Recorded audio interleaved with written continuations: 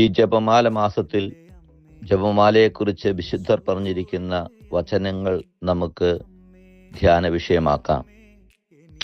വാഴ്ത്തപ്പെട്ട അലൻ ഇപ്രകാരമാണ് പറഞ്ഞിരിക്കുക: നിങ്ങൾ നിങ്ങളുടെ ജപമാല ചൊല്ലുമ്പോൾ മാലാഹമാർ ആഹ്ലാദിക്കുന്നു, പരിശുദ്ധ ത്രിത്വം അതിൽ സന്തോഷിക്കുന്നു.